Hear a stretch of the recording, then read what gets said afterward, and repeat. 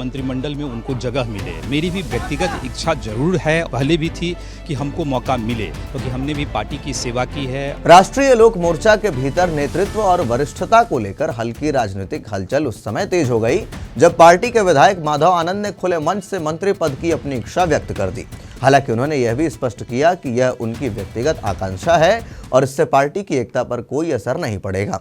लेकिन उनके बयान ने राज्य की राजनीति में कई सवाल खड़े कर दिए हैं। माधव आनंद ने कहा कि वे लंबे समय से पार्टी की सेवा कर रहे हैं और उनके अनुभव को देखते हुए उन्हें मंत्री पद मिलना चाहिए। उन्होंने कहा, मंत्री बनने के लिए हर काबिलियत मुझ में है। मैं अर्थशास्त्री हूं, 55 देशों की यात्रा कर चुका हूं और वर्षों से पार्टी के लिए काम कर रहा हूं। उम्मीद है कि भविष्य में मंत्रिमंडल में जगह मिलेगी। उम्मीद पर दुनिया कायम है। यह बयान साफ संकेत देता है कि पार्टी के भीतर वरिष्ठ नेताओं में इस बार मंत्री पद के बंटवारे को लेकर असंतोष है। इसी के साथ खास तौर पर तब जब पार्टी के कोटे से किसी नए चेहरे को अवसर मिला है। माधव आनंद ने यह भी कहा कि फिलहाल पार्टी की नीति यह है कि केवल मंत्री विधायक ही बनेंगे और उनकी स्थिति इस नीति के दायरे में नहीं आती। उन्होंने कहा, अभी पार्टी का निर्णय है कि मैं मंत्री नहीं बनूंगा, यह पार्टी की नीति है, इससे पार्टी में कोई टूट नहीं होगी। उनके इस वक्तव्य से यह स्पष्ट हुआ कि वे नेतृत्व के फैसले का सम्मान करते हैं, लेकिन मन में निराशा भी है। उनके समर्थकों का मानना है कि वे उपेंद्र कुशवाहा के सबसे पुराने और भरोसेमंद सहयोगियों में से एक हैं, इसलिए उन्हें अवसर मिलना चाहिए था। इस बार आरएलएम के कोटे से मंत्री पद के लिए उपेंद्र कुशवाहा के बेटे दीपक प्रकाश का चयन किया गया है। दीपक ने विधानसभा चुनाव नहीं लड़ा था और अब उन्हें राज्य विधान परिषद भेजा जाएगा।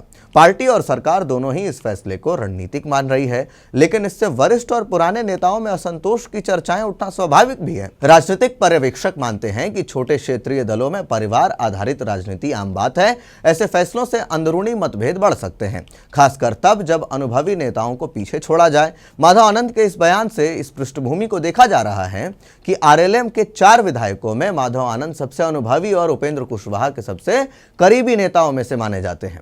वे वर्षों से पार्टी संगठन और चुनावी रणनीति में महत्वपूर्ण भूमिका निभाते रहे हैं। ऐसे में जब उन्हें मंत्री पद नहीं दिया गया तो यह स्वाभाविक है कि उनके समर्थकों और राजनीतिक विश्लेषकों के मन में सवाल जरूर उठेंगे। उनके बयान से यह भी अनुमान लगाया जा रहा है कि पार्टी के भीतर निर्णय लेने की प्रक्रिया और पारदर्शिता पर कुछ नेताओं की असहमति हो सकती है। हालांकि अभी तक किसी वरिष्ठ नेता ने खुले तौर पर इस मुद्दे पर टिप्पणी नहीं की है। माधव आनंद ने यह भी कहा कि उनके बयान को गलत तरीके से न लिया जाए। वे पार्टी नेतृत्व के फैसले का सम्मान करते हैं और किसी भी तरह की अस्थिरता नहीं चाहते। उनका कहना है कि पार्टी पूरी तरह एकजुट है और आगे भी रहेगी। मेरे बयान का उद्देश्य किसी को दोष देना नहीं है, बल्कि अपनी इच्छा रखना था। उनके इस रुख ने संभावित विवाद को काफी हद तक शांत किया है, लेकिन राजनीतिक गलियारों में यह बात जोर पकड़ रही है कि भविष्य में मंत्री पद को लेकर पुनर्विचार हो सकता है और पार्टी नेतृत्व परिस्थिति देखकर संशोधित निर्णय ले सकता है। माधव आनंद के बयान ने भले ही तुरंत कोई राजनीतिक संकट खड़ा नहीं किया हो, लेकिन यह साफ संकेत देता है कि आरएलएम के भीतर असंतोष की चिंगारी मौजूद है।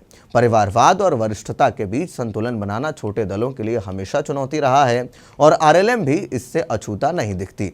फिलहाल पार्टी नेतृत्व ने इस मुद्दे पर चुप्पी साध ली है, लेकिन आने वाले दिनों में यह देखना दिलचस्प होगा कि क्या नेतृत्व वरिष्ठ नेताओं के मनोबल को बनाए रखने के लिए कोई नया कदम उठाता है या फिर विवाद आगे बढ़ता रहता है।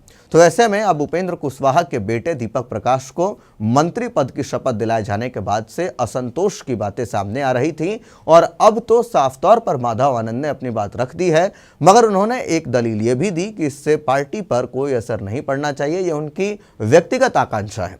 तो वैसे में आप उनके इस फैसले को लेकर के क्या कुछ सोचते हैं? क्या सचमुच आरएलएम में सब ठीक चल रहा है या फिर उसके बीच में तनातनी जो है वो कहीं ना कहीं साफ तौर पर नजर आ रही है? आप जो सोचते हैं कमेंट बॉक्स में अपनी राय जरूर दें। तब तक के लिए दीजिए इजाजत। धन्यवाद।